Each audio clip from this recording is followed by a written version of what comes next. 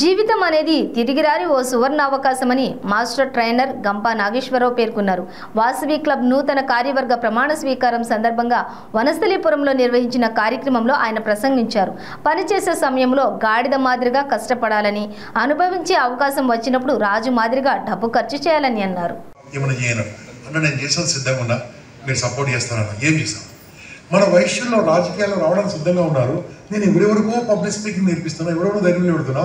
ఒక 3 రోజులు అన్నా 100 మందిని నాకు అప్పచెప్పన్నా, 3 రోజులు నాకు 100 మందిని అప్పచెప్పు, వాళ్ళు 100 మందిని పొలిటికల్ లీడర్స్గా తయారు చేస్తానని చెప్పారు. ఇది ఈజీ అండి. కాకుండా ఎంత ఖర్చు అవుతున్నాడు కలిసి నాకు తెలియదు. ఖర్చు 2 రోజులు 3 రోజులు నా దగ్గర ఉండాలి, వాళ్ళు అన్నం తినాలి, నా దగ్గర ఉండాలి, ఎవరు వస్తారు? సో ఇదంతా ఏంటంటే ఎనీథింగ్ ఈజ్ పాసిబుల్. అది కావాలంటే ఏం చేయాలి? మనిషిలో మన ఒక మార్పులు 4 రకాలు కావాలండి. ఒకటోది ప్రేమించడం మొదలుపెట్టాలి. రెండోది జీవించడం మొదలుపెట్టాలి. ప్రేమించడము, జీవించడం, ఇదే సార్. మూడవది జీవితం తర్వాత జీవించడం. నాలుగవది నేర్చుకుంటూ జీవించడం. మీకు అర్థం కాలేదంటే అర్థమైంది అనుకుంటా. ఇంగ్లీష్లో చెప్తారు, కావాలంటే అర్థమవుతుంది. Life is to love, life is to live, life is to love, life is to live, life is to learn, life is to live a legacy. అంటే ఒకటోది ఏంది? జీవించాలి. బాస్ ఎట్లా జీవించాలి తెలుసా? ఎంత అద్భుతంగా జీవించాలి తెలుసా? ఆనందంగా జీవించాలి. ఎట్లా జీవించాలంటే సునాసాయ మరణం అంటుందని. అది ఎంతమంది తెలుసో లేదు. రాసపడడం అనేది రావద్దు, గుర్తుంచుకోండి. వీళ్ళు ఎట్లా అవుతుందో నాకు తెలియదు, కానీ మంచిగా బతకాలి, సూపర్గా బతకాలి, అద్భుతంగా బతకాలి.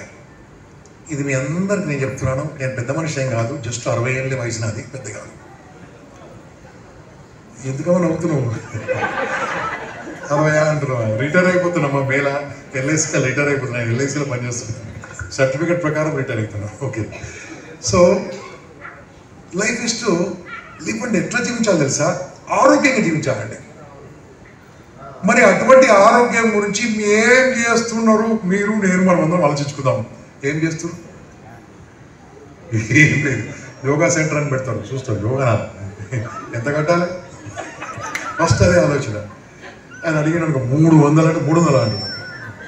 సరే, మనం కాదు, కానీ నేను ఫస్ట్ చెప్తున్నాను, అద్భుతంగా జీవించాలండి, ఆరోగ్యంగా జీవించాలి.